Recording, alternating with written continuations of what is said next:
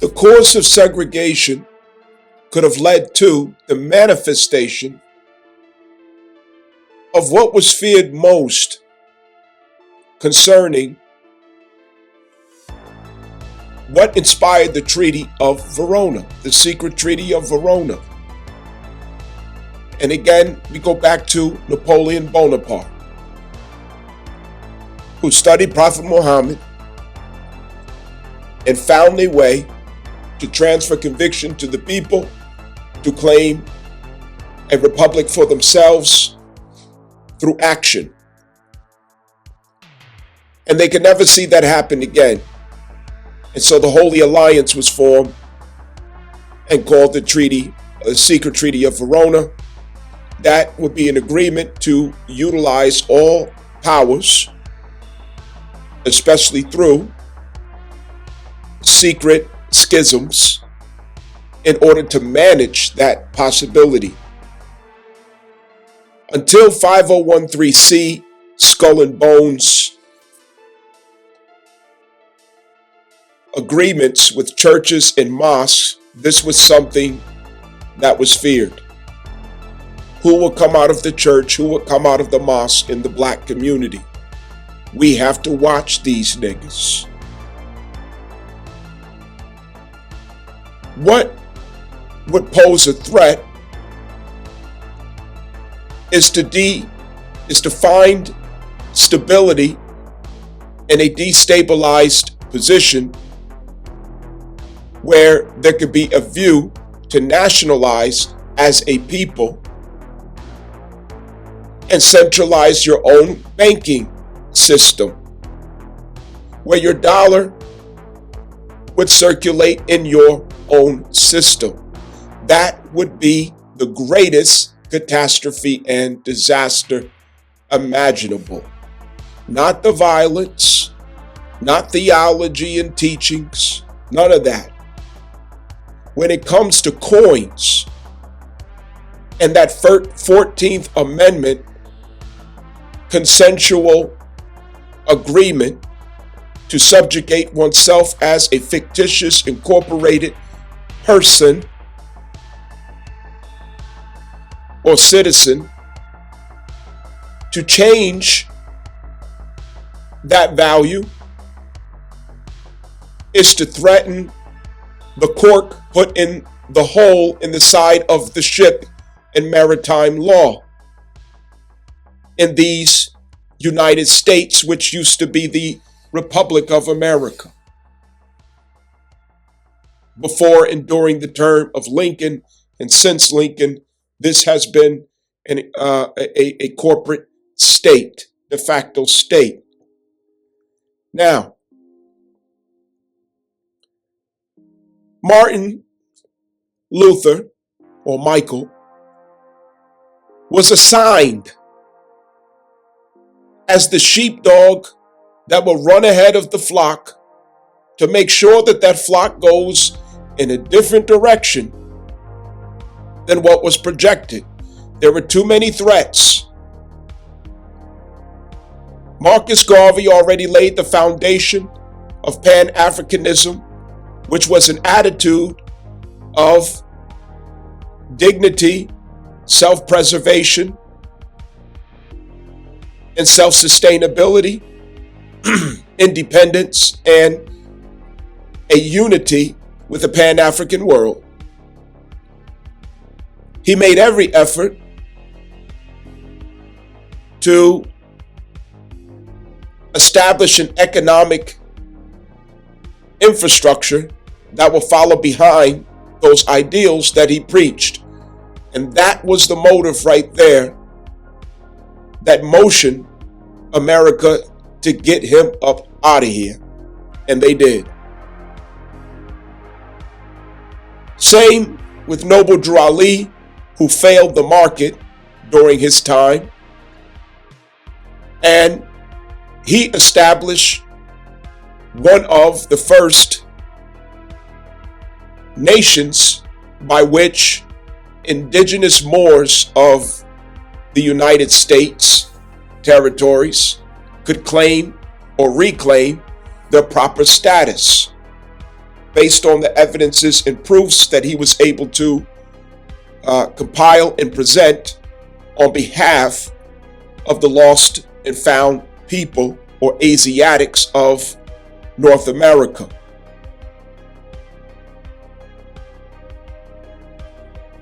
We also have the Honorable Elijah Muhammad, who had the same ideals, that segregation was a favorable route, and we did not need to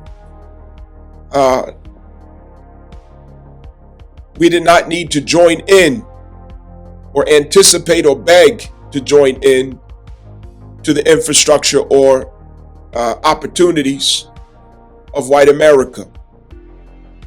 All of the forefathers of thought, black consciousness, leadership of the black world were on the same page that segregation was indeed favorable if we could endure the hardships of the initial grassroots stages of nationalizing. There are many different point of views as to how this route or strategy should take shape, but in essence, that is what the forefathers of Black American consciousness were on page with, on code with.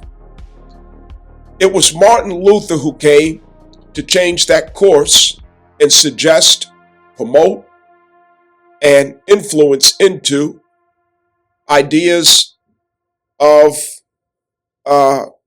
joining in with white society by ending segregation. The kumbayas and the singing and holding of hands and things of that nature.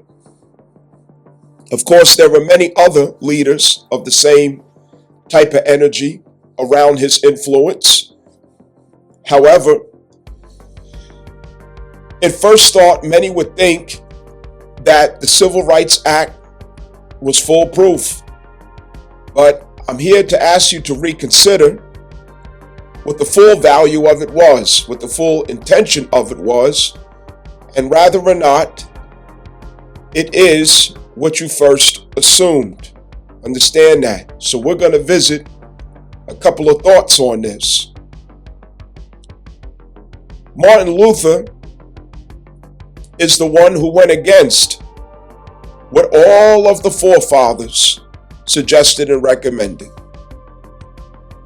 And I'm going to go into this discourse and try to explain through my own personal journeys what I know to be the case, what I learned and what I have observed, and putting the pieces together. And I do have to let you know that anytime policies, statutes, laws, things of this nature, such as the Civil Rights Act of 1964, there's always going to be a corporate objective in why it's even permitted in the first place. And behind what Black Americans mobilize, when there's such an outcome, you always have to look for the same person behind it, the Khazarian. And lo and behold, he was there. And so let's look into this, walk it down, and see what it's about. I warn you, feminism was an essential ingredient to make it all work seamlessly.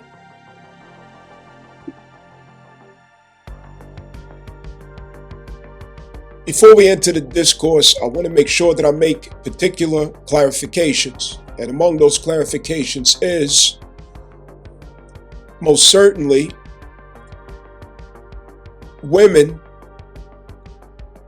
should be able to enjoy freedom to the fullest capacity, access to the market to the fullest capacity.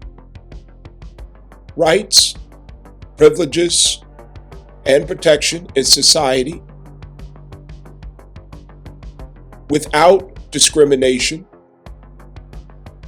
and without limitation to that of man.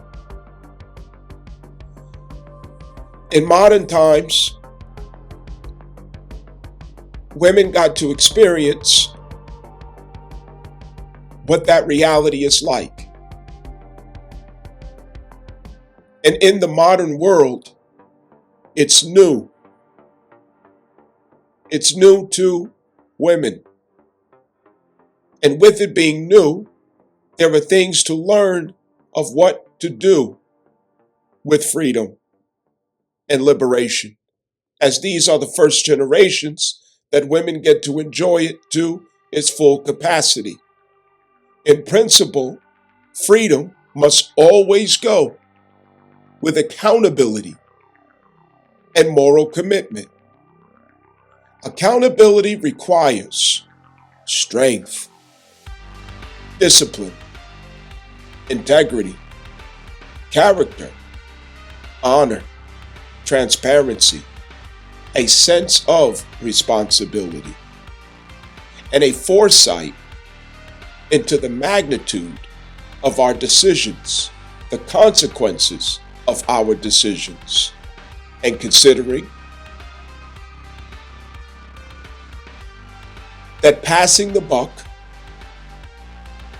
failing to give account or acknowledge where we have caused injury, offense, or damage of some sort from our actions, behavior, words, whatever the case may be, if we are going to enjoy freedom, we have to condition our body and our mind to be strong enough to be accountable for what we have chosen to do with our freedom in behavior and in words.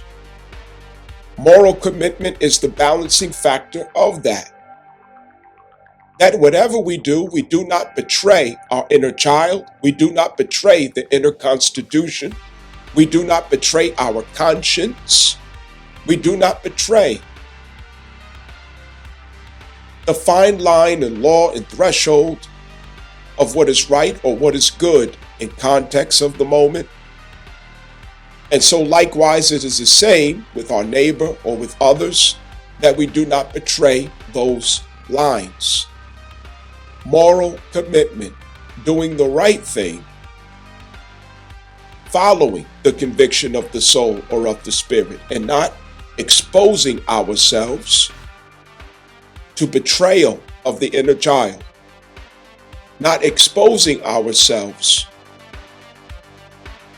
to victimizing situations that we have created or co-created willingly or consciously while we had the power and the freedom to choose other.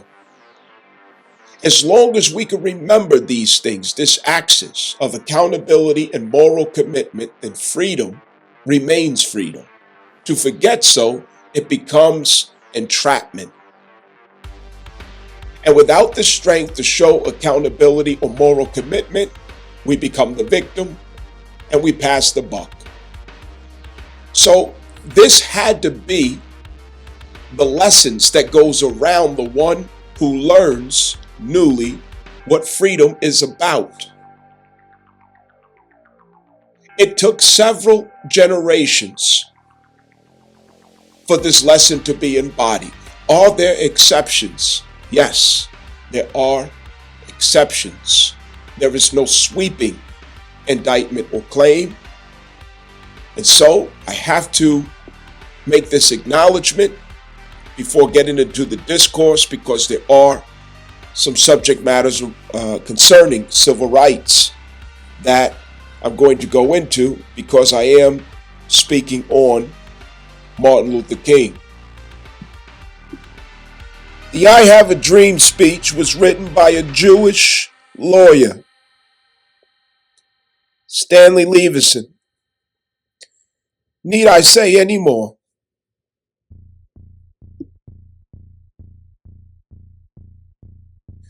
I'm going to talk a little bit about Martin Luther King and certain insights that I think all of us could use to our benefit.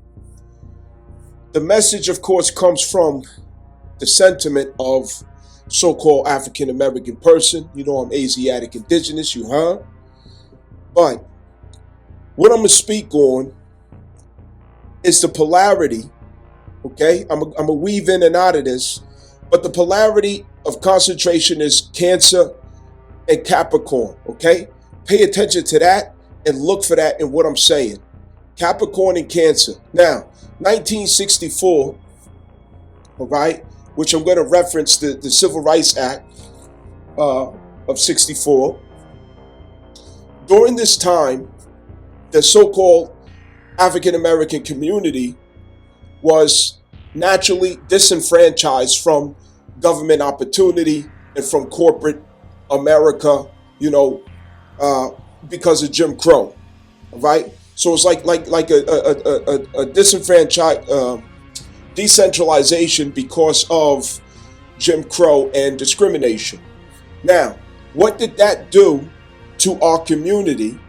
Is it forced us into Cancer, okay? It forced us to manifest through Cancer because we didn't have access to Capricorn of the society, okay? Not in fairness, not in terms of inclusion or terms of segregation, okay? Now, with that being said, there's advantages to both sides. There's advantages to having access to the Capricorn manifestation of ourselves as a community, which it would look like thriving in corporate, America, business, careers, getting to the bag, the number eight vibration, operating through Saturn in the 10th house. Okay, so if our opportunity, because of the disenfranchisement, had us to manifest through Cancer, which was pulling in and being resourceful through community, okay? All of this included us finding strength, finding resource, finding stability and security through each other, okay? Through the matriarchal source or community, the village, the tribe.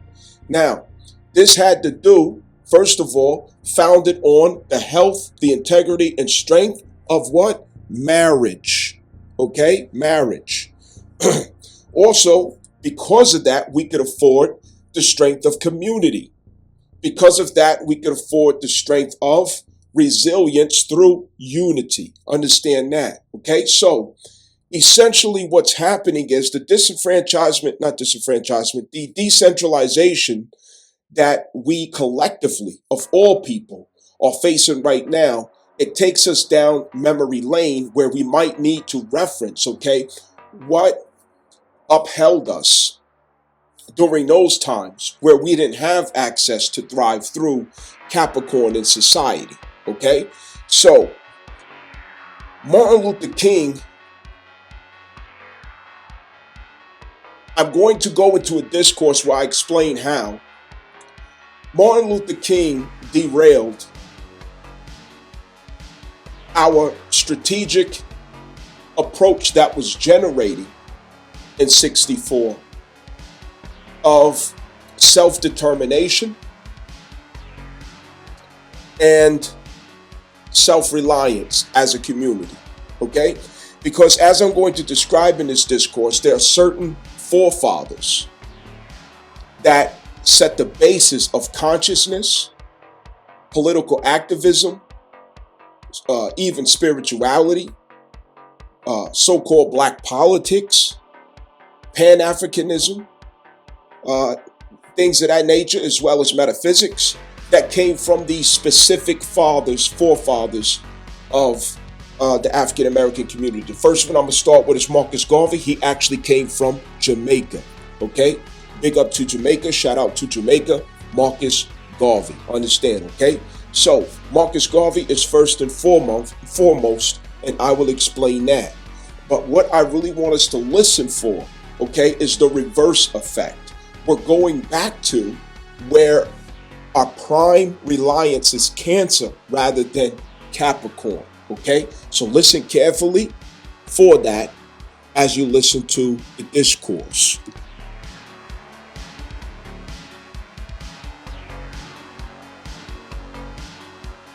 Alright, so I want to set the record straight as far as it goes with Martin Luther King or Michael. Okay? There's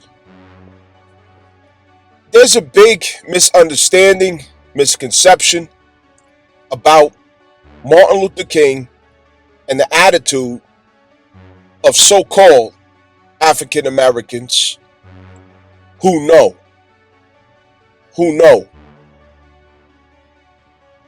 When I say who know, the mindset of those of that time period, of Martin Luther King's time period, totally different than the days where we could reflect, investigate, and get the proper perspective about what happened, how it happened, why it happened, and what the consequences were.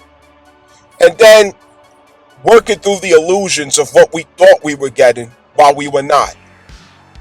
And it's the same thing with today, of how these Khazarians and secret societies, they're able to place, plug in, choose who your heroes are going to be. They're able to manufacture how you feel about them, what you think of them. They have the power to take crowds, generations, and have them to lean their convictions and sentiments in particular directions that benefits them. This is what democracy is really all about. The manufacture of consent and sentiment. Today you watch the same fucking thing happen with Charlie Kirk. A motherfucker that's not so bright, but he's bright because they told you he's bright. He's intelligent because they told you he's intelligent. But if you challenge and unpack the things that he claims, said, or articulated, you will expose the lack of intelligence. Charlie Kirk's wife, if that's really what she is, they told you to feel sorry for her. They told you to pull heart to have a place in your heart for her. They told you to relate to her sentimentally, to let your emotions, your emotional waters have waves and typhoons. They have a remote control to your heart and a remote control to your mind, and they can make you feel and think what they want you to. The crisis is that you're not able to arrive, some of you are not able to arrive at your own emotional conclusions, your own ethereal conclusions. You just let them do it. Program you any way they want to. And whatever they want you to think the truth is, whatever they want you to think the narrative is supposed to go, you just go with it. They sell it to you. They give it to you. They put you in a spell. And you just go. Nicki Minaj comes up here co-signing the protection of Christians in Nigeria. But who's in their right mind? Who's in their own mind? To see through the illusion of how she's being used as a useful idiot for agendas that are dark and evil in high places. That's betting on, counting on your emotions. That's betting on and counting on your righteous convictions. That's the value to them. That's the gem for them. That's the gold for them. That's the power for them that they're able to harvest out of you, is your own emotional sentiment, your own convictions, your own morals, your own love, your compassion, your empathy, your sympathy. They use it against you. It's just like any manipulator. You have a drug addict or a sex addict. They're able to tell you the perfect things that you want to hear to get what they want. And while you think that you're fulfilling some emotional sentiment inside of yourself or intimate sentiment inside of yourself, or you feel sorry for someone, you got to give them a few bucks that you was going to use to put in your gas tank because they gave you some sad violent story and you fell for it.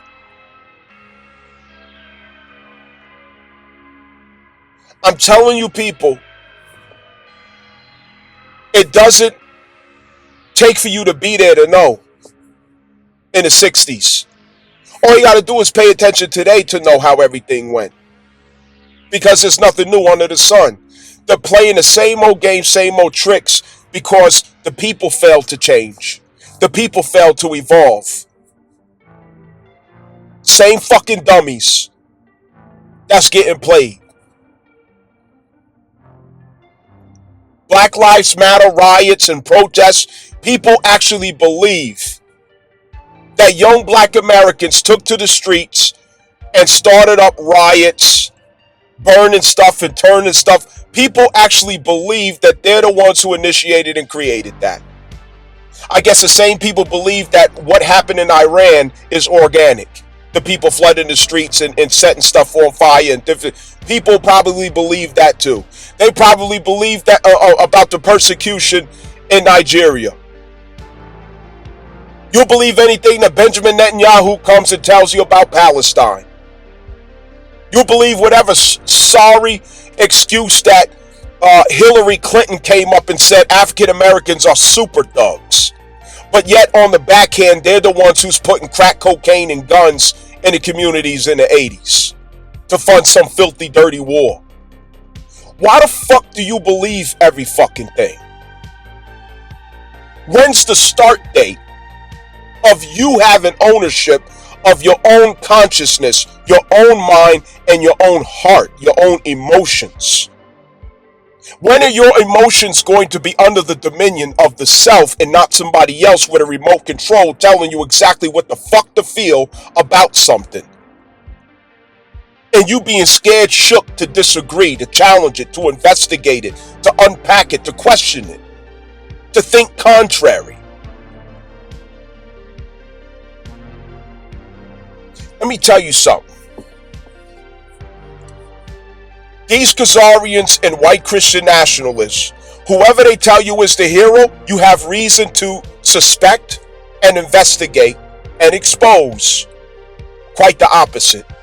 Whoever they tell you is the enemy, you have reason to investigate and expose. Quite the opposite. That's what you can learn with these people. That's what can be understood.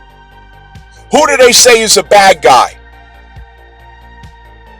The starting point is to know that it's most likely not the bad guy because this motherfucker said it.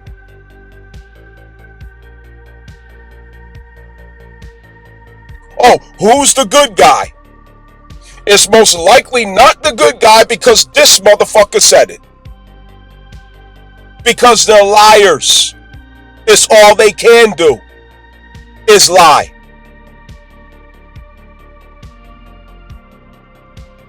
They're magicians, high priests, principalities in high places that work evils and deception. Let me get to the point with this. Martin Luther King is someone who's forced on us as so-called African American people. I fucking hate calling myself that. I resent it. I get sick in the fucking stomach to call myself African American because that's not what the fuck I am. Jesse Jackson called us that shit because he was ordered to through the 5013C Yale University Skull and Bones orders. I'm not fucking Negro. black, colored, this stupid ass shit. But nonetheless, so you know who the fuck I'm talking about, as an Asiatic, Martin Luther King is forced on us. All of the media conspires together. Textbooks, the engineering and manufacturing of emotional sentiment and convictions, all kind of rhetoric was put into force feeding this image, this standard, this character, this mindset as what we should see as heroic, as what we should see as the proper character to embody and the proper mindset to adopt that is acceptable by white America. Because it makes them comfortable for you to imitate his character and mindset. It makes them comfortable. Is it in our best interest to be what makes these motherfuckers comfortable rather than being yourself? You tell me that. Because the true sentiment of so-called black people, black Americans, is Malcolm X, hands down. That's the true sentiment. That's who we really relate to. That's who we really believe in. It's universal. And it's not only black Americans, it's all people who have ever been oppressed. It's all people who have seen injustice by the same two motherfuckers, the white Christian nationalist and the Khazarian. Every person, I don't care if you from Japan, I don't care if you from fucking South America, I don't care if you Jamaican, I don't care if you Vietnamese. It don't fucking matter. Wherever you're from, you respect and you love Malcolm X, Alhaj Malik Shabazz. You love him and you respect him. And so do we. We love our father, Malcolm X, our forefather and ancestor, Malcolm X. We put him up, we champion him, we salute to him, we honor him. And it's not negotiable as black people. All the way in Africa, he is honored. And no matter where on the globe, all people respect Malcolm X. It's just like the universality of Tupac. I can't compare the two. But what I'm getting at is the universality of people who champion and relate to authenticity when it comes to revolutionary expressions. Authenticity. Because authenticity is universal. There's no race. There's no color. There's no demographic when you're authentic. It transcends all things. And because Malcolm X was authentic, he transcended all races, all demographics, all cultures, all people, all religions. That's our preference. That's who we want a holiday for. That's who we want boulevards for in every fucking hood. You want to find a hood in America, you got to find Martin Luther King Boulevard. And it's always going to be by a stadium or railroad tracks because that's the design of the hood. That's not what we wanted. Our elders may have wanted that because they were still in that bootlicking, yes sir, massa mentality around those days coming out of the church. The Muslims among them was not like that. The Christians among them was bootlicking. Yes sir, massa. Everybody just get along. We don't want to upset. It's just God is love. That's how they think. But we ain't on that. Not in the way that they expressed it.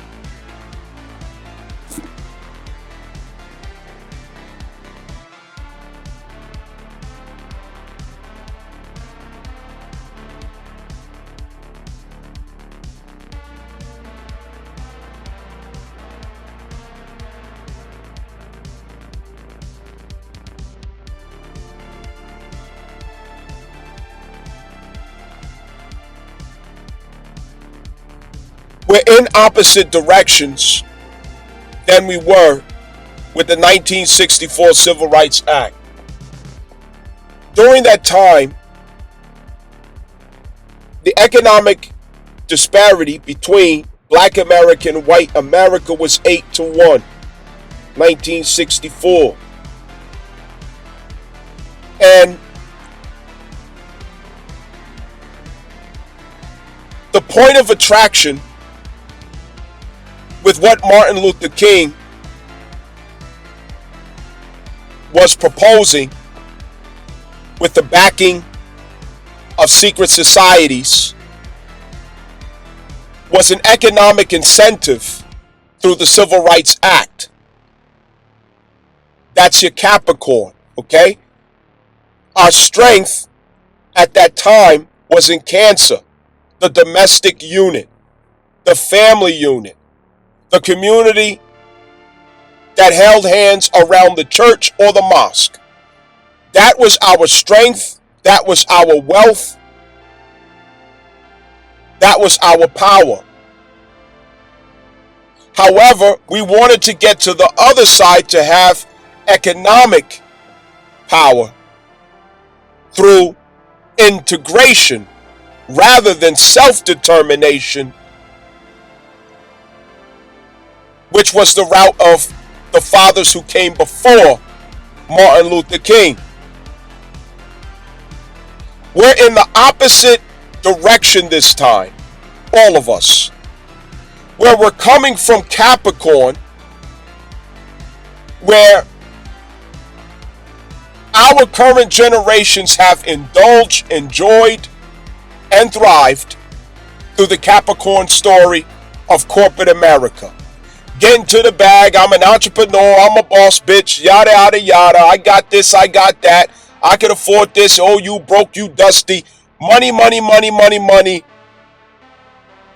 We've lived that, we've learned that lesson, we've experienced that reality of that abundance. Now where we have to go is from Capricorn to Cancer in that mission. And what does that look like? This time the focus is not necessarily economic, but it's family based. It's the healing of community, the healing of family, the wealth of family and community itself as a unit, as a force, as a rich culture that we could source ourselves back to. The matriarchal source and beginning. We're going the opposite direction. Understand that.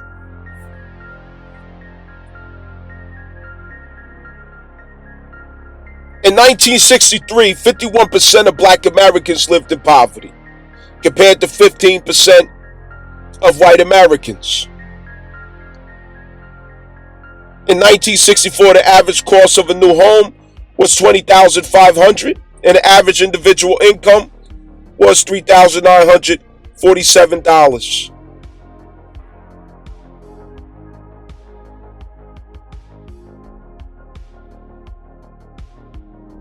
Now, today, Black Americans have 5.3 trillion in wealth compared to 134.5 trillion held by white America as of the third quarter that was of 2024, okay, latest statistics. And white Americans hold 84.2% of the country's wealth, while Black Americans hold 3.4%, despite representing 58.4% and 13.7% of the population respectively. Understand that. And so, here's the thing.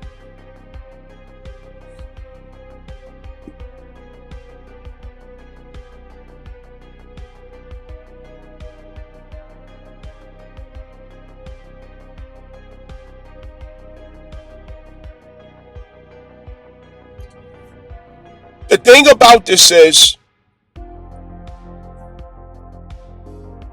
$5.3 trillion, if it's circulating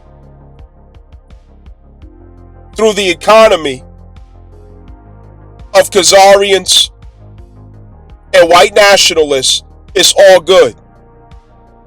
It's all good. As long as that money is not circulating in your community, it's all good.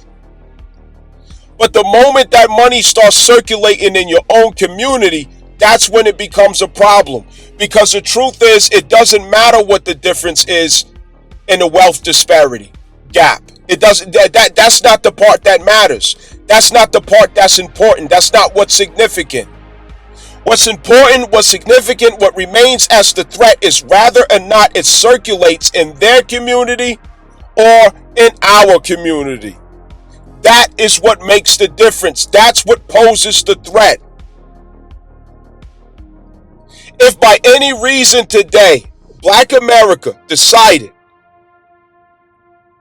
to create whatever infrastructure or agreement or standardization of their wealth of $5.3 trillion, if they stop buying Jordans, if they stop buying fucking wigs, if they stop getting BBLs and big ass horse teeth, if they stop buying expensive ass cars to show off and drive in, if they stop buying all this European fashion and big old houses and all this other shit to show off but not out of necessity, if they stop just giving their money away to entertainment and pleasures and all this stupid nigger shit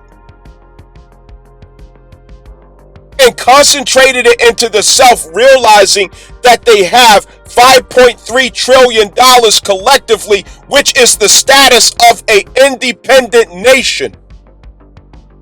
That would be a problem if they should ever come to realize that. Somebody gonna get taken out of here if that becomes a realization. Because that's the scariest thing that could ever happen, is that your dollar doesn't circulate anymore to anyone but you and yours. Especially if you stand under your own fig tree. Your claim of proper status and nationality. That is a problem. To nationalize and circulate your own banking system with $5.3 trillion, oh my God. So when we look at the comparison of how much the 8-to-1 ratio, way back in 64, it wasn't about the ratio, because the forefathers already put us on the direction of self-determination, not inclusion through segregation. The inclusion through segregation was a trick. And that trick was to make sure that the dollar never leaves the circulation of the economy, that is not loopholed within the black community itself. It's to make sure that that dollar stays circulating outside, not inside. This is why something had to be done. Not because, oh, I feel bad for these niggas. I want to include black people. I want everybody to be free and, oh, I had a dream. Martin Luther King didn't even write that fucking speech. One of his secret society motherfucking buddies wrote that shit. Not him. Come on, people. He didn't write it. When you gonna wake up, people? It's always about the money. Always. African American people already have the potential, the capacity of a nation in and of themselves. But they're too distracted by Venus. They love Venus. They're addicted to laughter, pleasure, pastime, sex, promiscuity, stupid shit, nigger shit, and can't see what they already have. Motherfucker. And it's people like Martin Luther King that poses the distraction to that realization. That you don't have to focus on the crisis of the 8-to-1. Because the focus is not inclusion in the first place, you fucking dickhead. There is no disparity because there's no need to make the comparison. You concentrate your own dollar within your own circulatory system. Fuck is you talking about?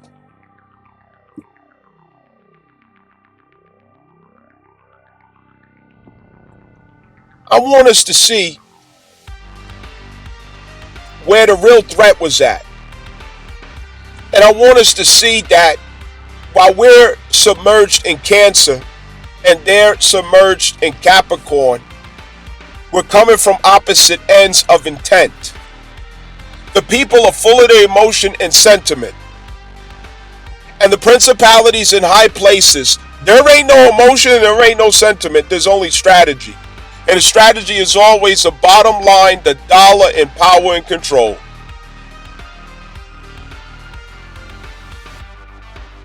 So all of our investigations of what history means, what events mean in history, if you ever approach it through sentiment, feeling, because somebody felt this way, because it was love, because it was emotion, somebody felt sorry for somebody wanted to help, they was a good person, you are already off on the wrong fucking track.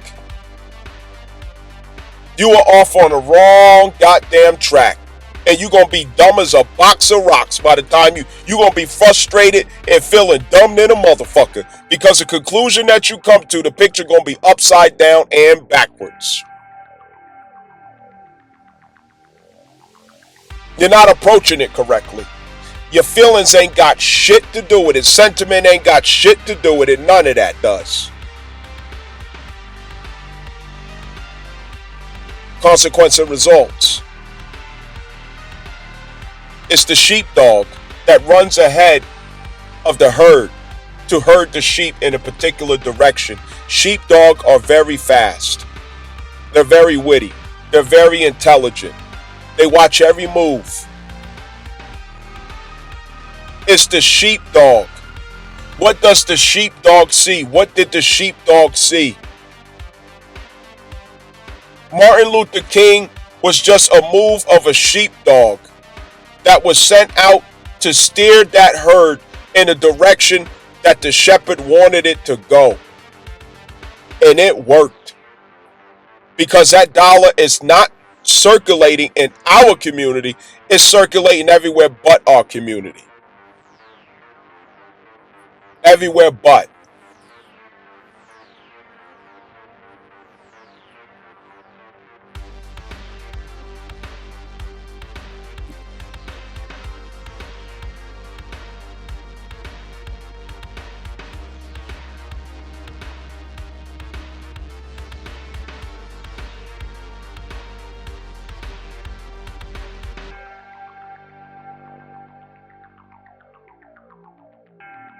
So, when it comes to Martin Luther King,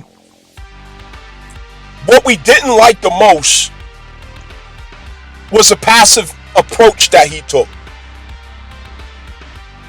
We also didn't like the fact that instead of focusing on self-determination, self-preservation, dignity, you begging Master for a place at his table. You begging Master for acceptance. You're begging to be accepted and included in a world that clearly says it don't want to fuck with you. It don't want you around here. And we already have been in the habit prior to that and at that time, our capacity, our capability to thrive and succeed on our own. And that's where Malcolm, who was backed by Elijah Muhammad, who was assisted by Minister Louis Farrakhan,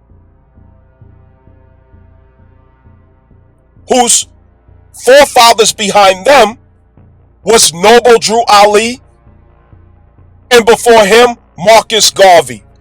Well, the same time period, Marcus Garvey. That's the order.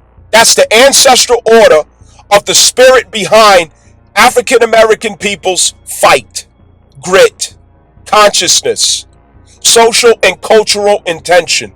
It came from that order.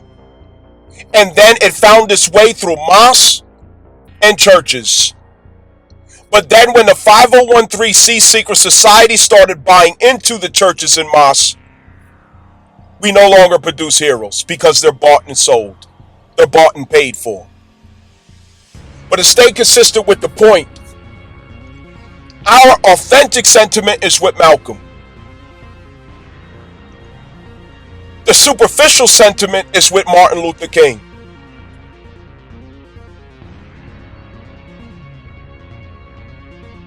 We don't relate to Martin.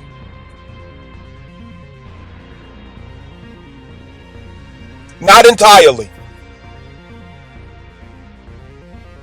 Furthermore, Martin had a similar approach like Constantinians. The sentiment of the people is already Christian. So I'm going to present myself as being Christian and allow people to assume that of me, even though that is not me. Malcolm was blatantly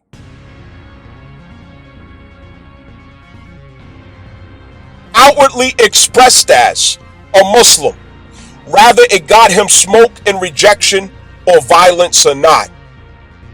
He did not deny who he was. He did not pretend to be something that he wasn't. He also did not hide his past of being a drug dealer, a pimp, a crook. He didn't hide it. He was authentic through and through. But Martin played roles. Martin performed to win the people's hearts. He was a good performer. And Malcolm didn't see eye to eye with him because Malcolm X, as an authentic leader, had issue with the inauthenticity of Martin Luther King.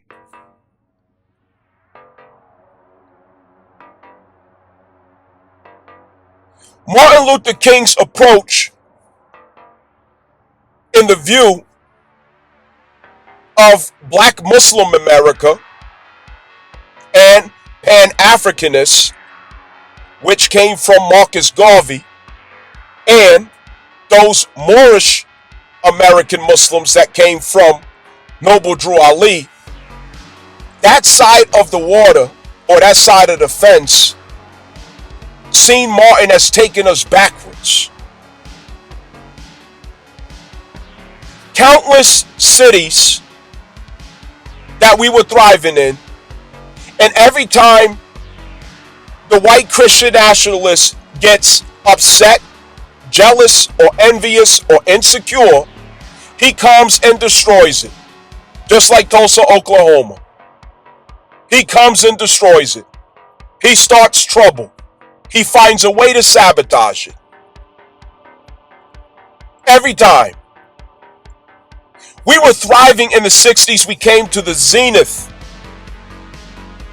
of our progressive image. And it was through marriage. And it was also through centralizing ourselves around the church and the mosque. Even though it was the church and the mosque that we centralized ourselves around, we still manifested unity and we had strong marriages.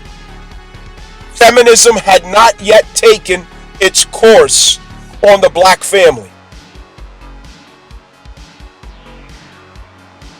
The preaching theologies at that time was essentially Marcus Garvey Pan-Africanism.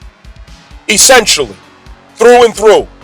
Regardless of what religion that Black America chose, which was mostly Christian, they still grounded themselves in the sentiments and the theologies, the preaching and the teaching and influence of Marcus Garvey Pan-Africanism. Marcus Garvey Pan-Africanism was about self-determination through and through. Do your own. Get your own. Be your own. He emphasized to be dignified, to take pride in yourself, that we should be ashamed of ourselves for allowing our standards, our image, our competitive edge to lose significance and refinement. Marcus Garvey was a spirit of refinement for African American people. It was the equivalent of 29th degree Mars Virgo, Marcus Garvey. I don't know his chart, but it's that kind of energy. And you know that 29th degree Mars Virgo is get ready for court. You don't have any more time. You must do it now. In fact, to quote Marcus Garvey, he said, if you don't do it, you will die. And he emphasized die. Marcus Garvey got down to details, even so much as how to eat in public, etiquette. He expressed in his book, Philosophies and Opinions of Marcus Garvey, that he resented to see a black man walking down the street eating as he walked, as if he has no dignity, self-respect, or pride in himself. He resented to see a black man just walking with his mouth hanging open, as if he has no consciousness of himself. It's the little things. He came like Virgo, manifested over the community, over the society, and he sought to connect all African peoples. Now, there's two lanes with this. Marcus Garvey addressed the part of our identity as so-called African Americans or Negroes that related to the fact that the transatlantic slave trade brought one portion of our blood here to America. The other portion of our blood as indigenous natives of this land, that was addressed by Noble Drew Ali, who clarified to some of us that we were already here, who clarified to some of us that we were Moors, Native Americans. And he taught us where to look and where to search to find those clues and evidences and proofs of the fact that that is the case. And he even established a nationality that we can claim on those clarifications. Noble Drew Ali in the Moorish Science Temple of America. So there's two lanes of the Negro identity.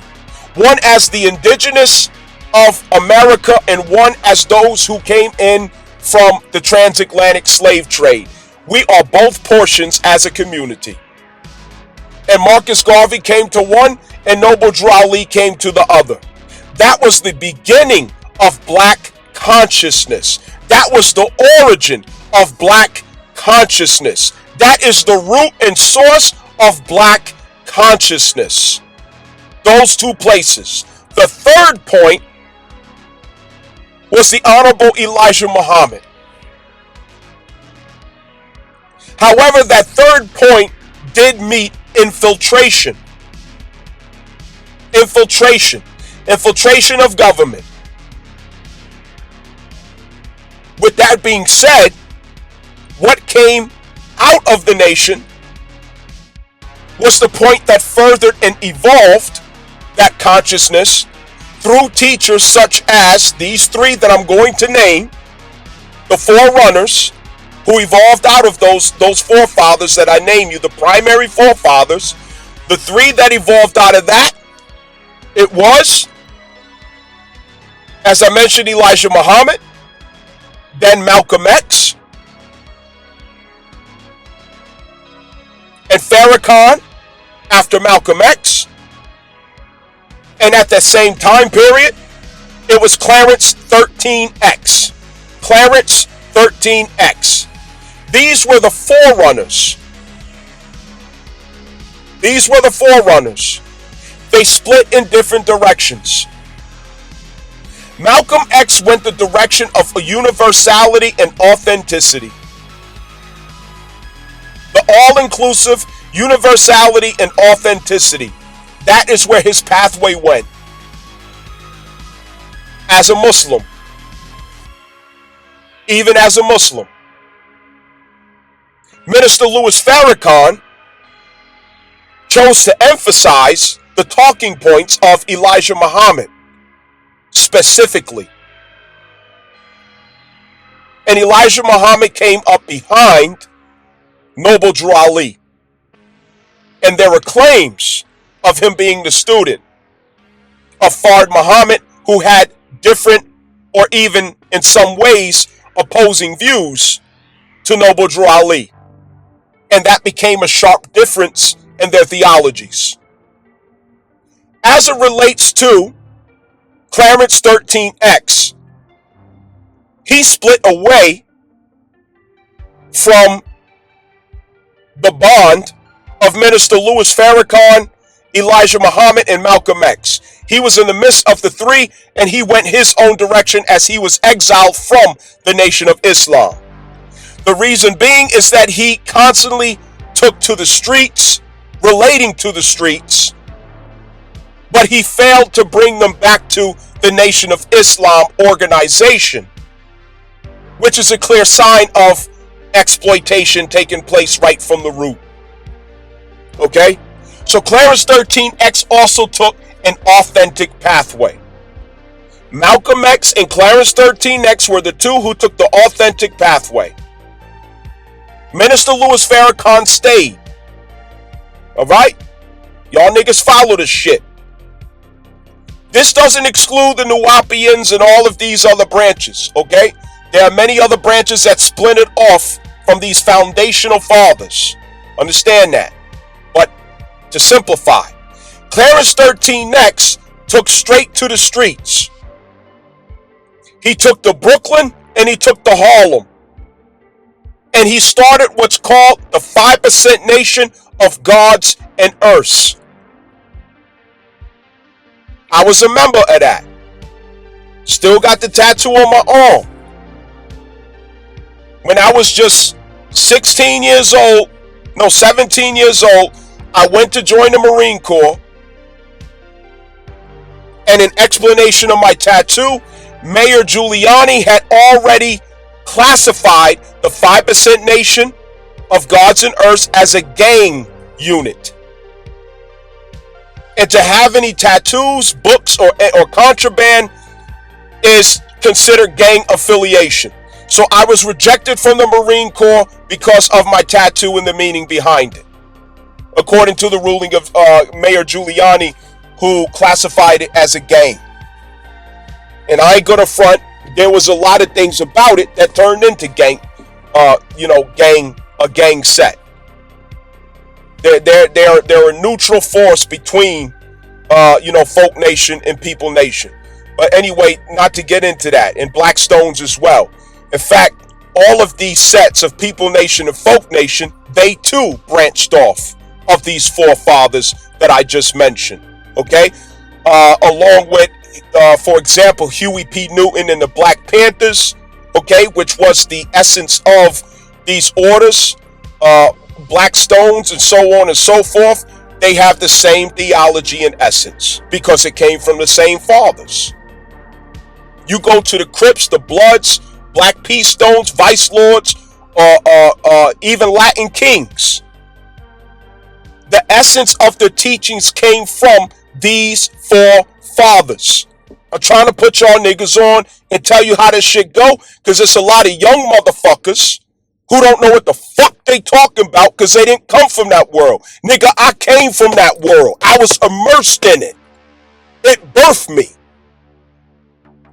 That world fucking birthed me, nigga. The record gotta be set straight. So Clarence 13X took those teachings to Brooklyn and Harlem and established the 5% Nation because he felt that those teachings had to reach those who were considered the rejects, the black sheep, or the criminals, thugs, drug dealers, and crooks, and so on and so forth of society. The people who needed to be reformed.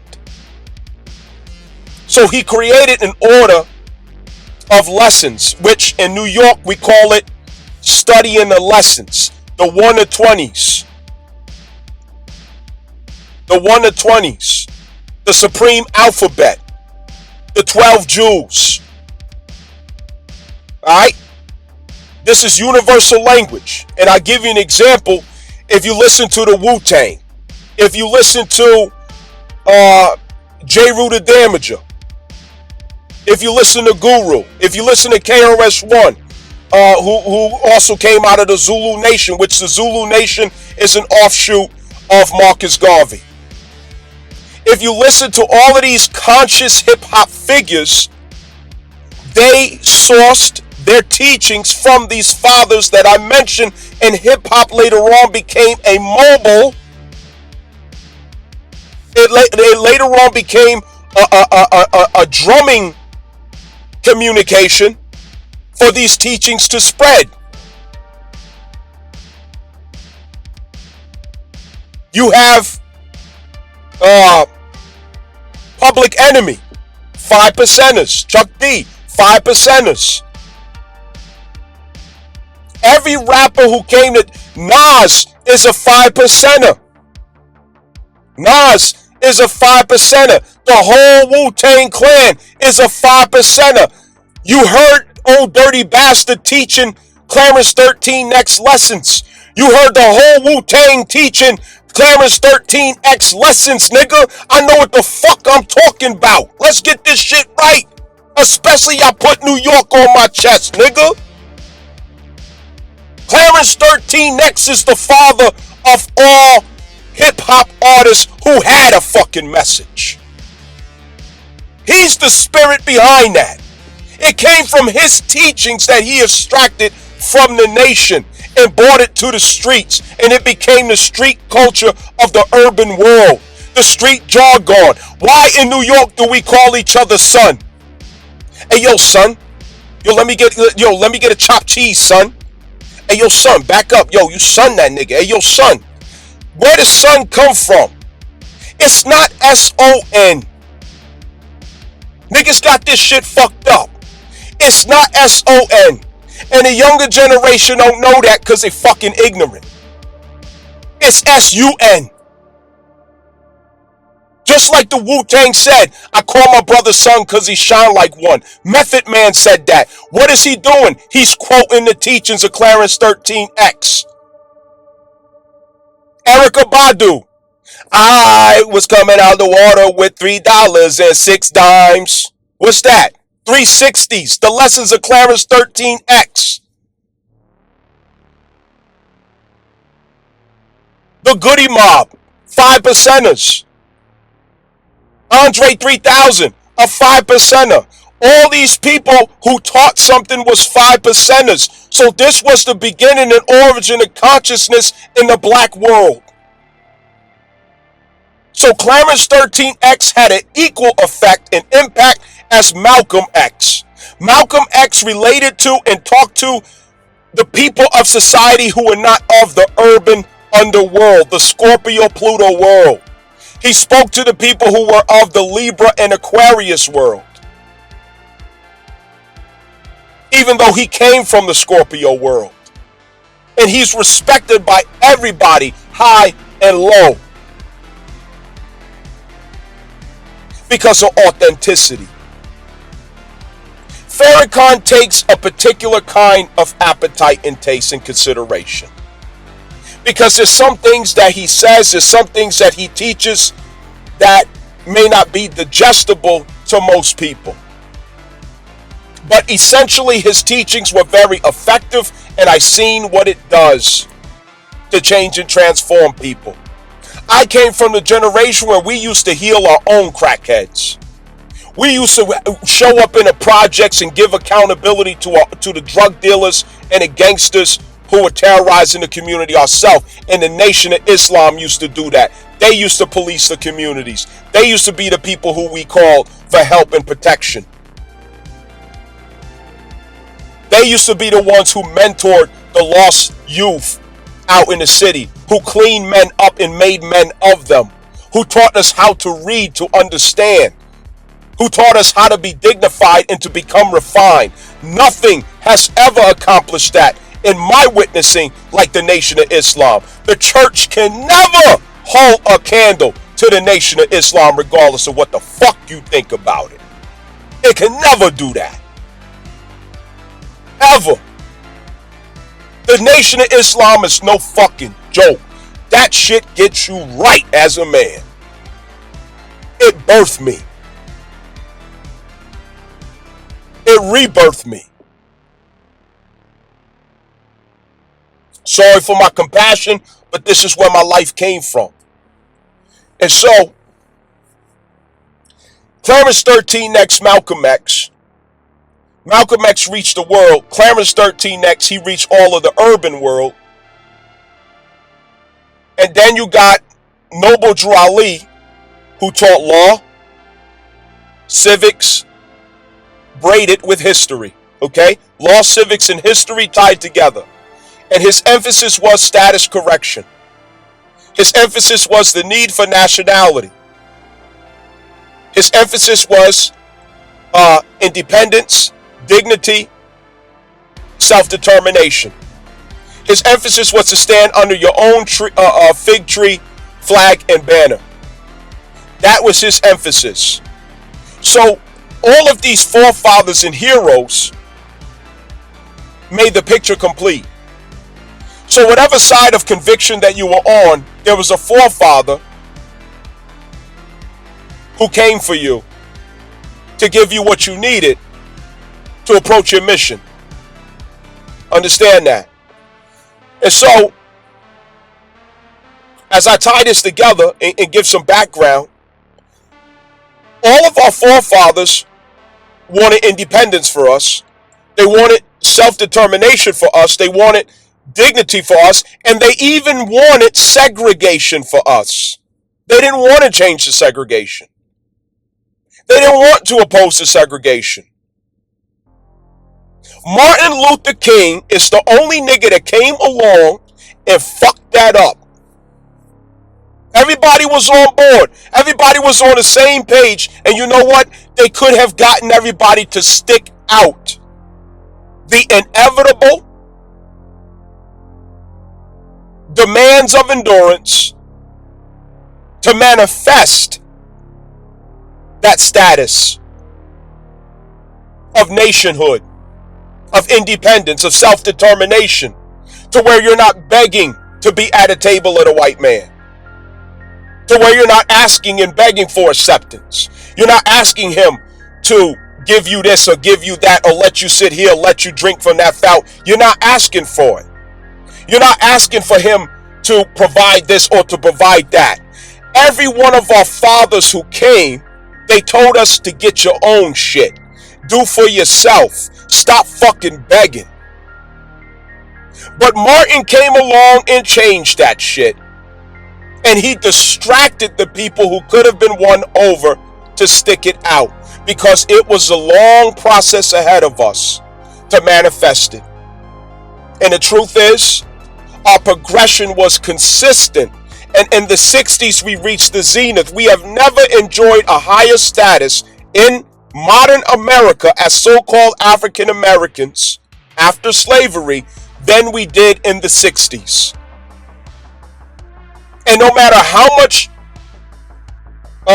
combined capital that you can look up for African Americans, it is not determined by how much money we generate. It's determined by the status of our marital commitment, our political involvement, and our economic circulation within that community. So in the 60s, we reached that zenith. And these motherfuckers at the top, the Khazarians and white Christian nationalists, they had something for that to put a stop to it. And it was called Martin Luther King. A charismatic motherfucker that they trained right along with Rosa Parks in communist training schools, putting the camera all up in his face, using media exposure to sow him into the sentiment of the people. And it's bad enough already that most Christian people, I'm just going to be honest, don't have a fucking brain. They don't think. They just feel. And say, yes, Lord, the Lord is going to change it. Yes, oh, amen, hallelujah. They don't fucking think. They just do and feel. So them bird brain motherfuckers just follow right behind them, paying no mind to what the outcome would be in contradiction to your forefathers. Honor thy mother and father, and thy days in the earth will be long. That's what we forgot. And we started following Martin Luther motherfucking King. And Martin Luther King went in opposition to the forefathers, begging Massa for a place at his table, begging Massa to treat him nice, begging Massa for inclusion. And that was not the message. That is not what we on.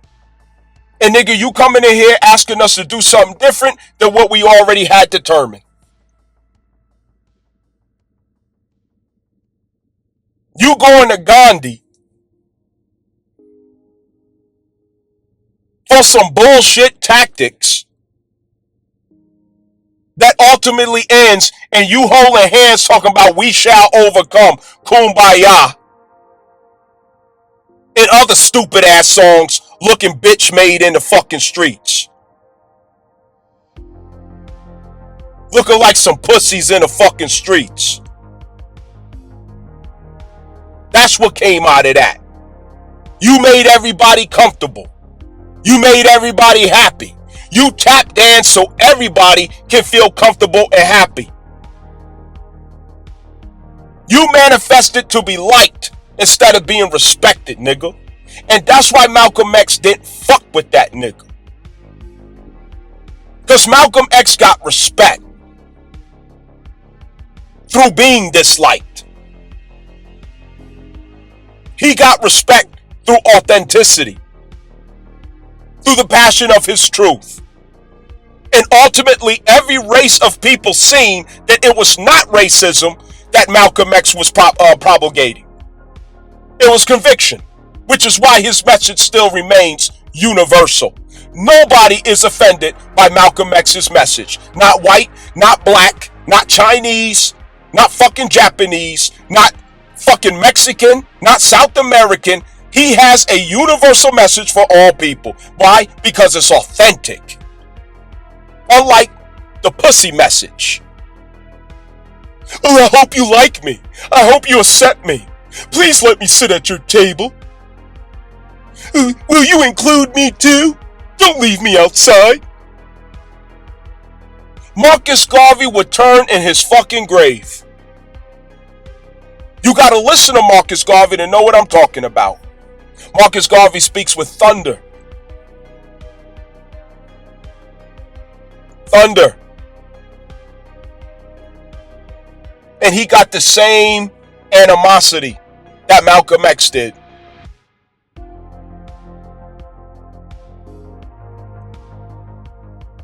Martin Luther King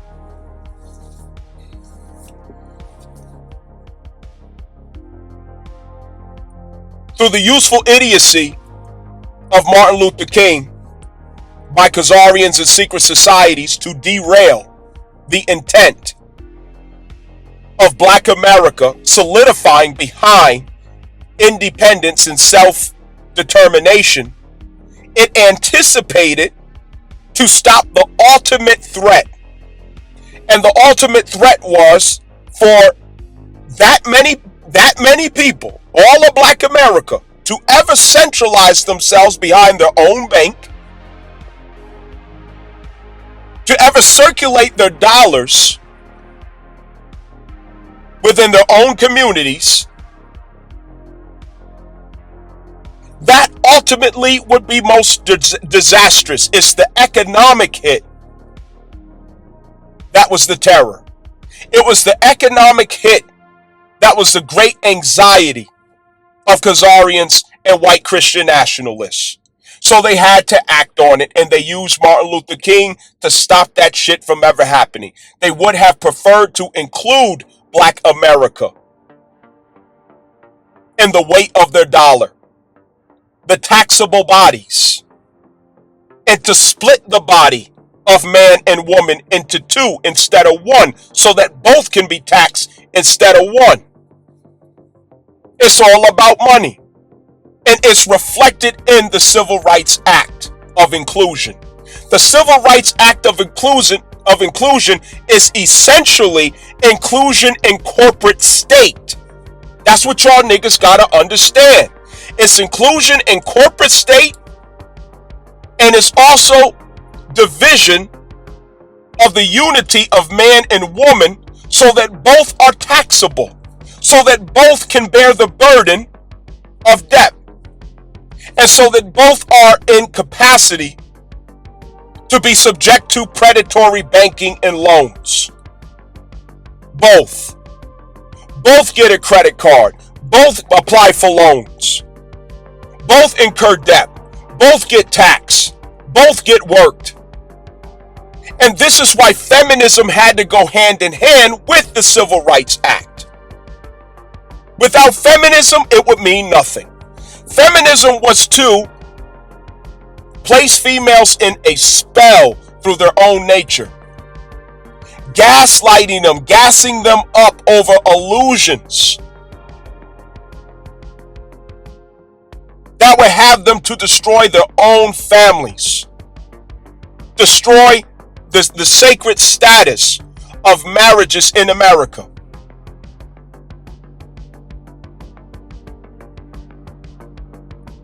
To genocide babies through abortions, ultimately. To be full of trauma and emotional crisis with the abuse of their wombs, hypersexuality, promiscuity, no protection and covering of a husband, and then eventually no protection and covering of a father, consequently. And women became devices, tools, and agents of destruction, chaos, and doom for the society. A lot of y'all out there clutching your pearls, you're mad, you're getting upset, you can't stand me, you're cussing. Guess what? Suck a dick, nigga. Because at this point, if you can't see it, and at this point, if you can't admit what the fuck is going on, what happened to this country, fuck you, because you part of the problem. Suck 3 dicks, nigga. Unsubscribe and jump off a fucking cliff for all I fucking care, nigga. Fuck ya. Fuck you, your mama, your auntie, and your motherfucking sister is how I feel about it. I don't care about nobody not liking me saying it, nigga. I'ma say it. And I'ma say it as loud the fuck I can. Cause it's true. And you watched it too. This was sorcery that would guarantee destruction of the family unit, which is to essentially split the male and the female to be tax bearers and debt bearers. It also was to split households because the financial expectation of one household versus 2 households presents a totally different context of opportunity. So females in their own household, males in their own household, men are thus weakened in society because they don't have their woman. And there's no worry or care about rebellion again because the men are weakened. The females are booty of war because these are indeed war strategies. The females are simply booties of war. They're not a threat. As long as they can take care of their children, as long as they can pay bills, as long as they can swipe a credit card when they get emotional, as long as they can buy a bunch of shit and be content with things, they're happy. No problem. Whatever I want to do, they will find a way to get over it and accept it. Obama came out with all this. You could be a boy, you could be a girl, you could be a boy, you could be a girl. And what did women do? Oh, I think it's okay. Don't hurt anybody's feelings. Yeah, no problem. Yeah, why not? Everybody should do what they want to do. Happy world. Everybody be happy. This is women. And that's the danger of putting women out front instead of men out front. Because men ain't gonna put up with that shit. Men gonna say, fuck that shit, that's not right. But women's gonna say, I want everybody to be happy. Why not? To each his own. Everybody do what they want to do. Happy world, everybody get along. That's dangerous. It's fucking dangerous. That's a problem. A big fucking problem. This goes back to, as is expressed in the Holy Quran, about the two angels who came down to Babylon to teach magic. And among the first lessons of magic was how to separate a man from a woman, a husband from a wife. That was Harut and Marut. Look it up. Come on, y'all, just don't sit there and listen to me. Look this shit up. Study. Harut and Marut, and they said specifically to the people, we are only here for a trial. We are only here for a trial. And that's what they taught. How to separate man from woman. And boy, did it work, and it still works today like a fucking charm. Feminism had to go with Civil Rights Act. Civil Rights Act had to go with feminism because this brings together the crisis at Capricorn and Libra. The Civil Rights Act had to do with access to Capricorn advantage of principalities in high places over the people, and to divide man and woman in order to multiply or bring exponential expectation of debt, incurrence of debt, and taxation. Then when you talk about feminism, this goes with Libra.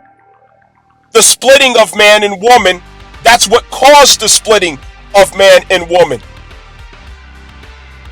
And it also caused the weakening of the family unit. It causes the exploitation of children. Children become wacky, emotionally destabilized, confused, no confidence. They're all fucked up when they don't get to be raised with a father. Is that the case for all? No, there's always exceptions.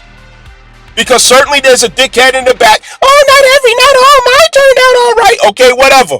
But we all know, when a father's not involved in a kid's life, shit comes out wacky. We're living in a generation that's showing us that. Fuck is you talking about? What the Civil Rights Act also did is specifically, as the Civil Rights Act of 1964, what it did, it was an access point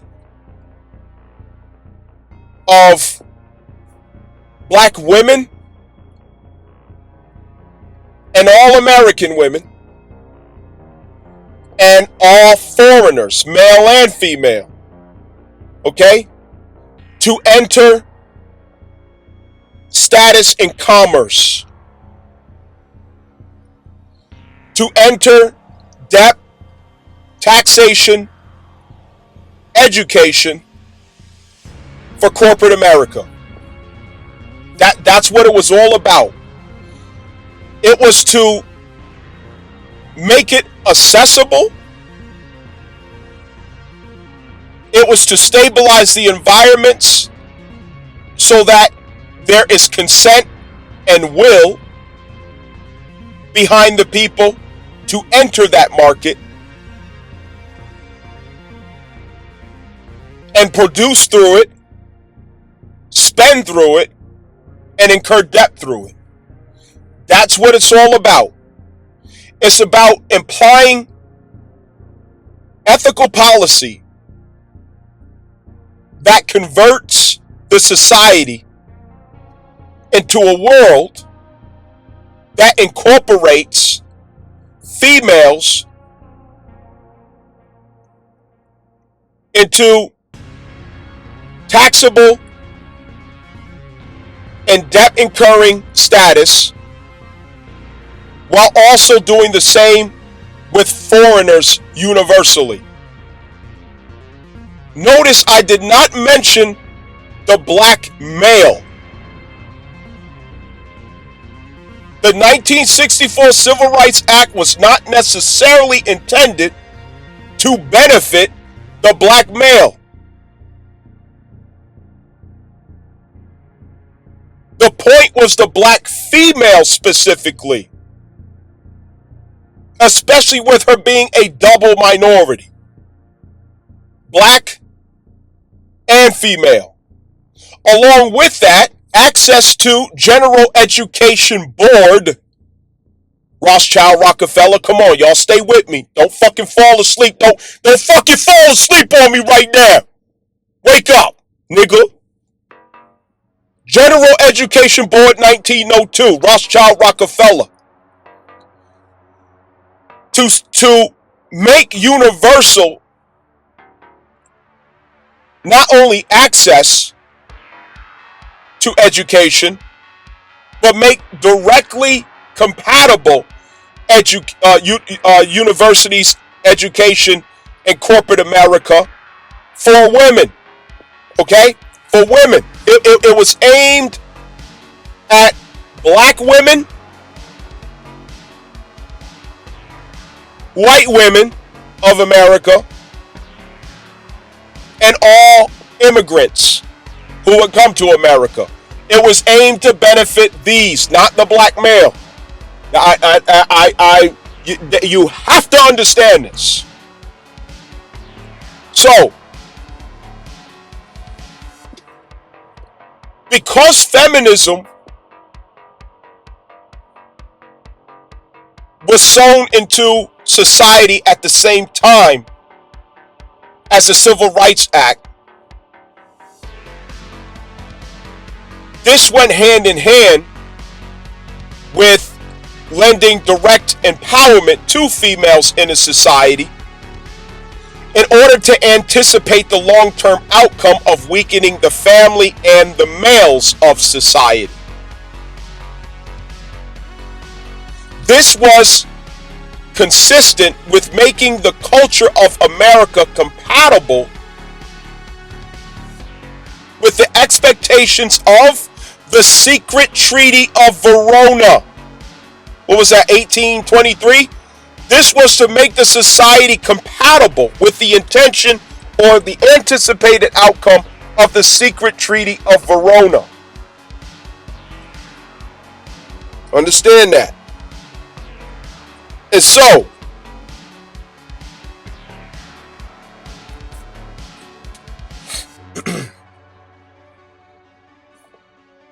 the Civil Rights Act innovated infrastructure so that now feminism is the carrier of the spirit.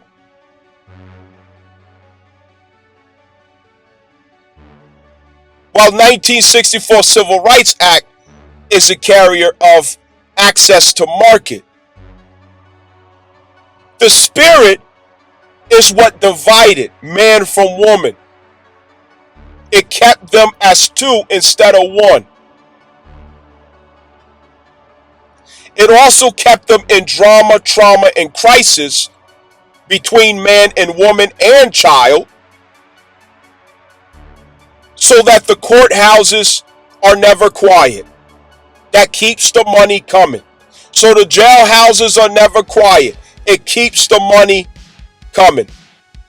So that emotional destabilization is always present. It keeps the money generating, and it keeps people distracted. This is black magic.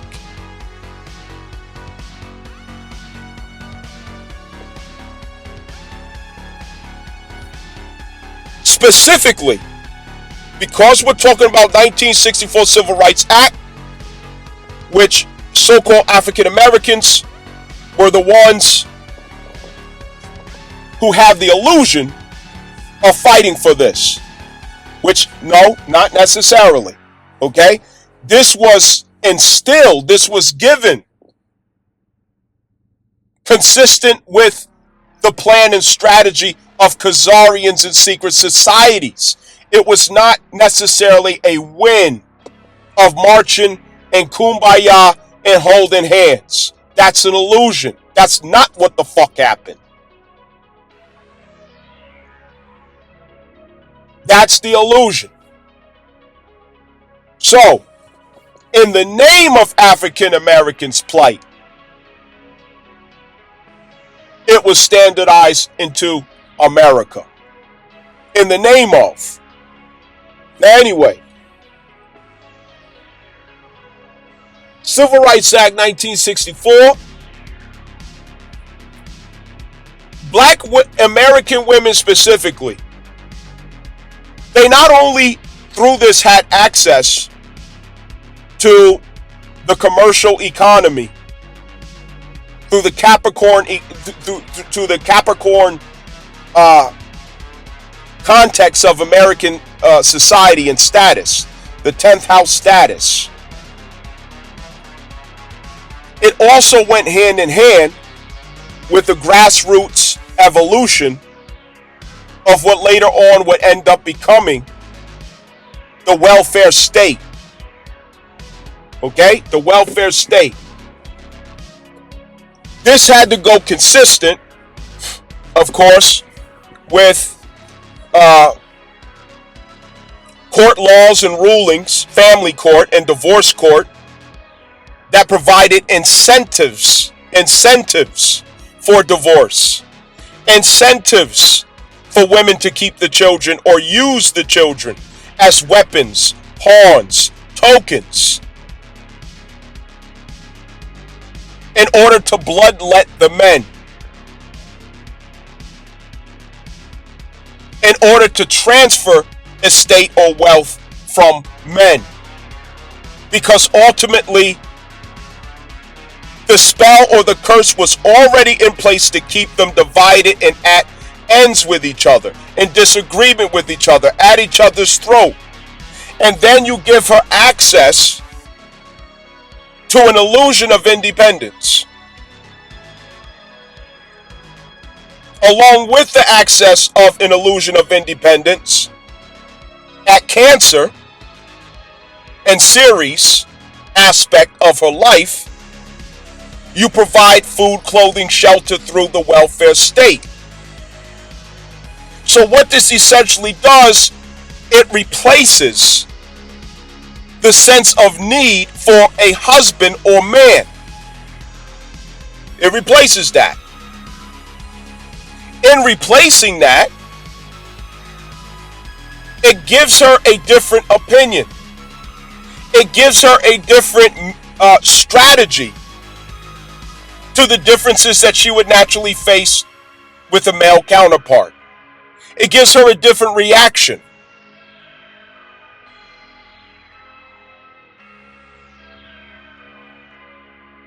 I'm not going to go into those nuances. With this being the case, the only way for man and woman to bond and endure bond from that point on is if they are elevated enough to do it. So there's a good thing to this and there's a bad thing to that. Because it's no longer performative because you're with a person because there are no other options that present itself to you based on the norms of life and society's design and infrastructure. But now that you have options, and now that it's a want and not a need to have a man, and now that it's something that you can or cannot choose, and there are not necessarily immediate consequences to the self, but to the children. And even those consequences you can disguise. It poses a different perception for women. and how to approach the sexual marketplace.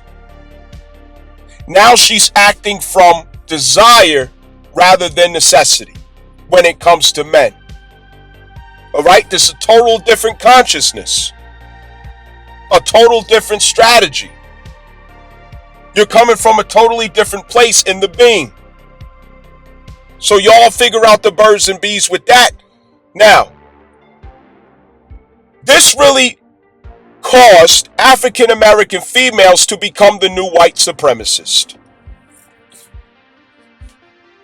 And her illusion of creating her own status, of creating her own stability, of creating her own security, that illusion, through handout after handout, access here, access there, affirmative action, 1964 Civil Rights Act, you're a black woman, you're black and you're a woman. The entitlement grew.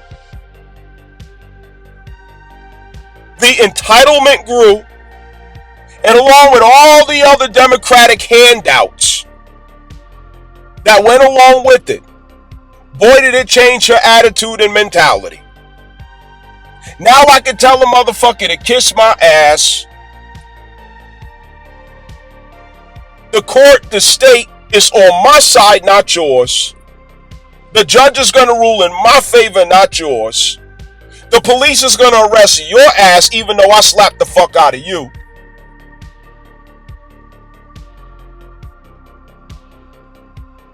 Because I'm a double minority, I get access to this, I get access to that, I get in here, I get cleared for this, I get cleared for that. After a while, you start to become deluded in yourself and what you created or what was co-created through such privileges in society. And you look down on your brother. You look down on the male counterpart who does not have the same access, who does not enjoy the same privileges out of society. From feminism, 1964 Civil Rights Act, affirmative action, DEI, so on and so forth. It makes a difference if you're a male or female, especially when you are black. It makes a difference. You are disenfranchised if you are black. You have to have exceptional skills, capability, and talent. Prudence, character, so on and so forth, if you are black, to reach the same outcomes. You have got to be exceptional. And that has always been the case in America. So the illusion is presented, I'm better than him. I'm better than my male counterpart. I'm better than the black man. He ain't shit. He broke. He dusty. He this. He's that.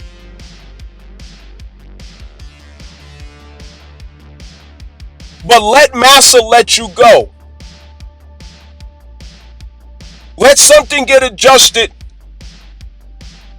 with the welfare state. Let something get adjusted with the 1964 Civil Rights Act. Let the culture have a shift in its subscription to feminism. You will understand what your brother has been going through for decades. You will be able to relate to his status that you have been laughing at over the years. And lo and behold, we are headed in that direction. Because Donald Trump has manifested a checkpoint for the sense of entitlement that not only black women have enjoyed and had through such privileges that were designed to split the male and female down the middle for banks and corporate world, to disenfranchise the black male specifically, to weaken the family, to empower females over males in this society, and to also empower foreigners over African Americans. And they too see the same illusion of black male status in America or black America. Oh, how did I get here? How did I get there? Well, I came over here and I didn't have anything and I did this and I did that. Not able to connect the dots. Not able to connect the dots of how all this shit happened. Where all the pieces are at. African Americans were the face of what was already planned in this Civil Rights Act. And the only one who didn't necessarily get the benefit from the Civil Rights Act are black males, black American males. Every other people, including the black American female especially, she hella better. She got fat off of that motherfucker. She got fat off of it. She got 3 biscuits out that motherfucker. And immigrants. And white women. White women, black women of America, and immigrants benefited most from the Civil Rights Act. Black males benefit the least. But yet they're the face of it. And feminism is how it took that turn seamlessly. And it's all about getting the most out of every person as a taxable citizen or visa status holder or green card holder or whichever else you may describe. But there's nothing in public policies, handouts, benefits, so on and so forth for black males. For everybody else, there's something to get. And it was designed that way.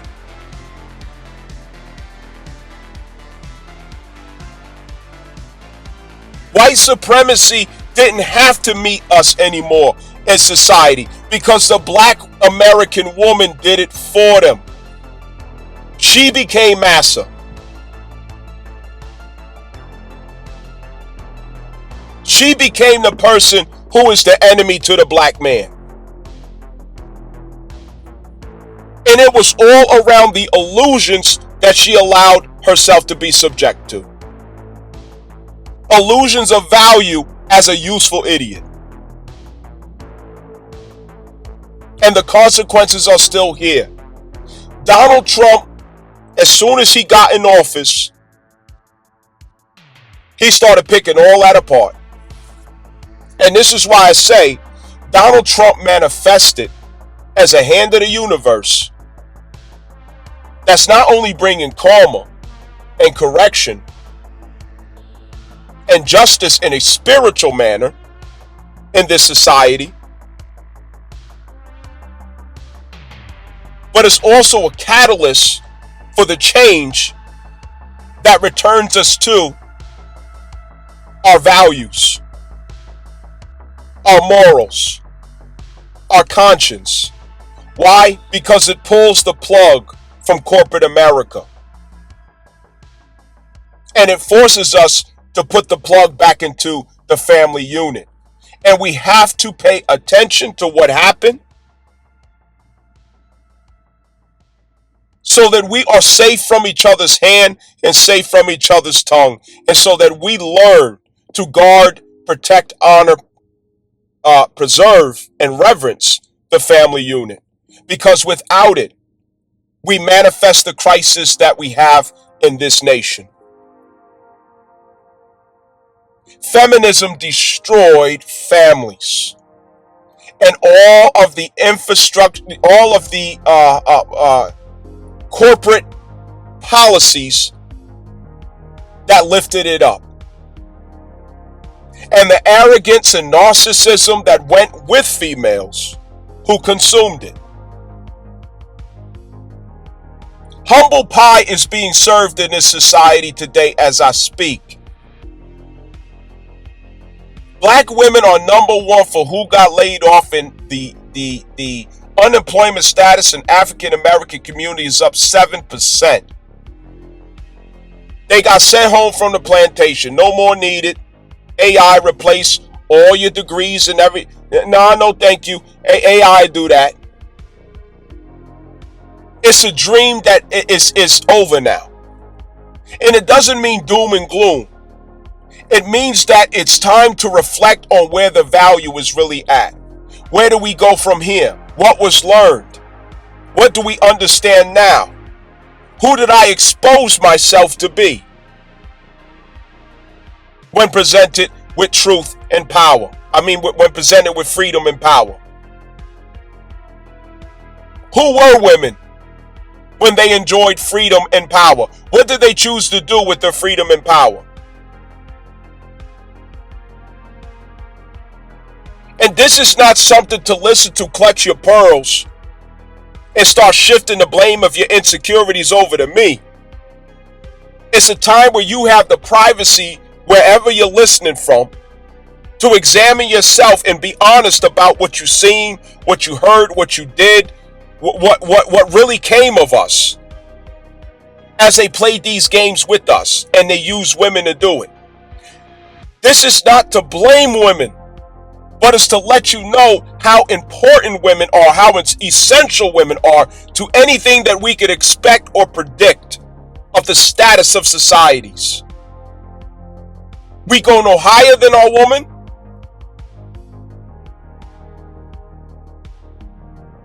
And we are whatever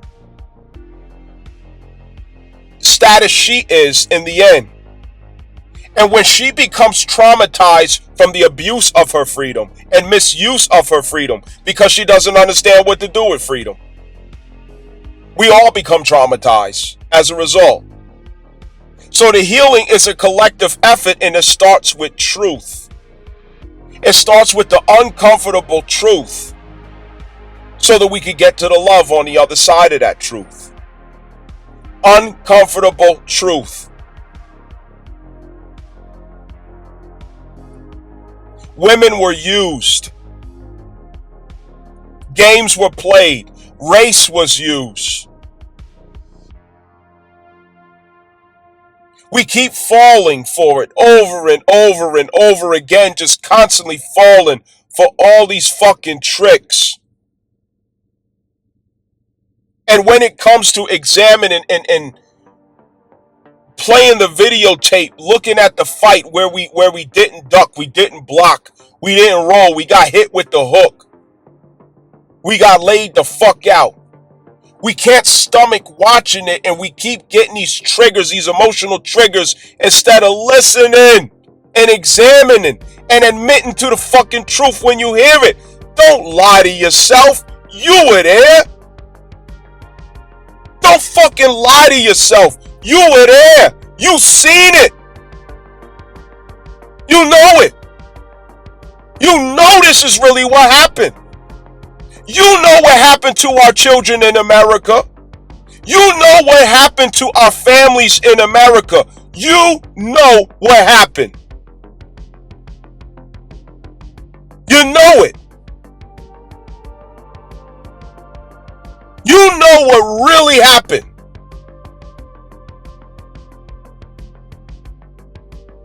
And the crowd of agreement is not going to save you from your lies.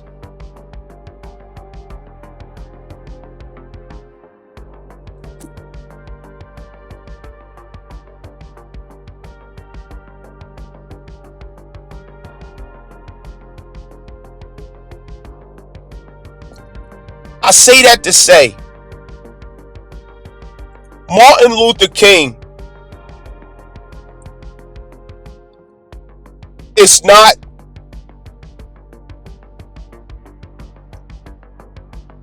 who we say he is to us.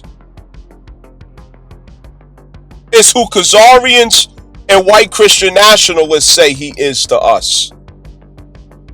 But our sentiment and conviction is different than what's assumed about us in relation to Martin Luther King.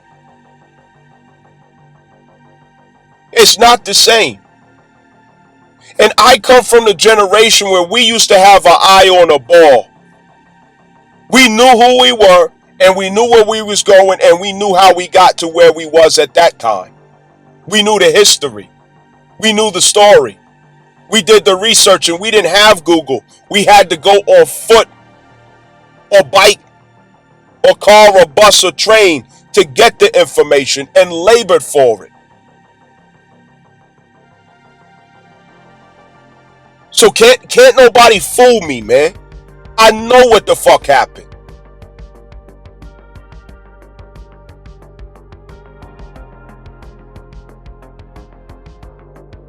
Feminism is the number one blocker to our healing. Number one. It's the number one problem in our society. Feminism. And it's simply because until that is admitted to and addressed, man and woman is two, not one. Two, not one.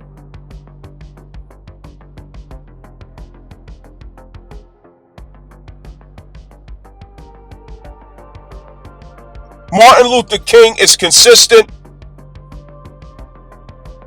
with what they hope of the secret treaty of Verona. And that is to never, ever, ever see a Napoleon Bonaparte rise again. And as long as the church or the mosque was not bought out by 5013C Skull and Bones, secret societies, we would continue to have Napoleon Bonapartes challenging the illusion of the system. Malcolm X reminded them of that glare in the eye of Napoleon Bonaparte, who was also a student of a Muslim, when they seen Malcolm X. He was a threat. He was a problem. Marcus Garvey was a threat and a problem. He reminded them of Napoleon Bonaparte. He was a threat. He was a problem. And it goes back to the secret treaty of Verona. We can't let that happen again. And when you go to the Monroe Doctrine, it's the same thing in Latin America. Latin America raises the same kind of heroes. And they can't see that. If you divide man and woman, no problem. Nothing can happen with man and woman divided. Everything is possible when man and woman is one. Everything's possible. As long as man and woman is not one, but divided by feminism, illusions, indoctrinations, we can only mock at revolution. We can only mock at a change. A change will never, ever, ever happen for us as long as feminism stands between man and woman. Ever. It will never be. Ever. You would dream of it.